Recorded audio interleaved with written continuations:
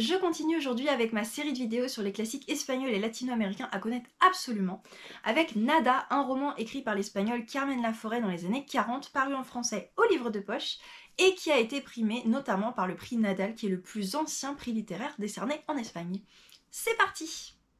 Dans ce roman de 300 pages, on va suivre Andrea, une jeune femme de 18 ans, qui arrive à Barcelone pour faire ses études, qui va loger chez sa grand-mère qu'elle connaît peu, et chez qui loge déjà une tante, deux oncles, ainsi que la femme et le bébé de l'un d'entre eux. Et au travers des yeux d'Andrea, on va découvrir la vie à Barcelone dans les années 40, donc juste après la fin de la guerre civile, qui pour rappel s'est terminée en 1939, et en plein établissement du franquisme, qui va durer jusqu'en 1975 avec la mort de Franco. C'est un roman à la fois dramatique et existentialiste qui nous plonge dans la misère et la pauvreté qui ont touché toutes les classes sociales après la guerre civile, y compris la bourgeoisie dont Andrea fait partie,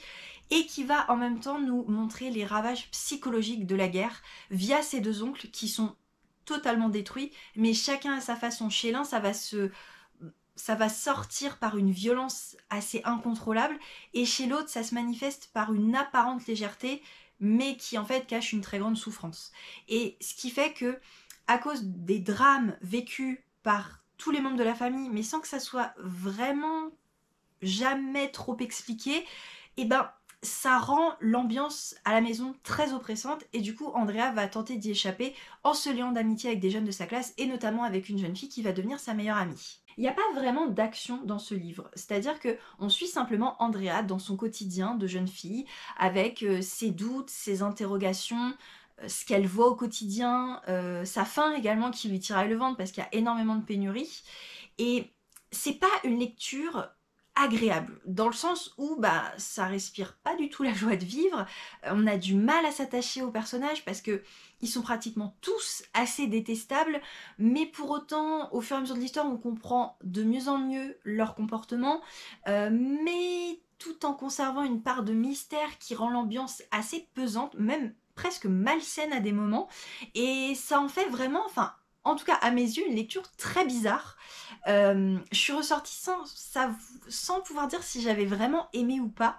Mais par contre, ce qui est sûr, c'est que j'ai adoré l'écriture. C'est extrêmement bien écrit. J'ai beaucoup aimé la construction des phrases, le vocabulaire employé, la réflexion qu'il y a derrière l'histoire, ce que ça dénonce également. Alors je me doute qu'après ce que je viens de vous dire, vous vous dites oui, classique ou pas, en gros on a envie de se tirer une balle quand on le lit, donc ça donne pas trop envie.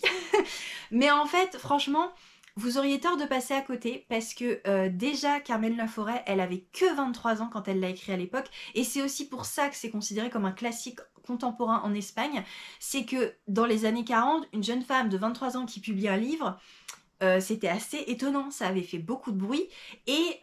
en plus de ça, son roman, il a vraiment marqué une rupture entre les romans d'avant-guerre et les romans d'après-guerre. Elle a vraiment ouvert la voie à un nouveau style de littérature très existentialiste et qui va, de façon très indirecte, dénoncer, juste en racontant ce qui se passe, la situation de l'Espagne de cette époque. Et donc, comme en plus il est relativement petit pour un classique, que c'est un classique contemporain, avec un langage, bon, un français, mais c'est une traduction, mais un français contemporain, il est très accessible, très bien écrit, et donc vous auriez quand même tort de passer à côté. Voilà, écoutez, en tout cas, que je vous ai donné envie de le lire ou pas, j'espère vous avoir fait découvrir ce livre que vous ne connaissiez pas et que maintenant vous pouvez dire « je connais un nouveau classique espagnol ». Et puis écoutez, sur ce, je vous dis à très vite dans une prochaine vidéo. Hasta luego!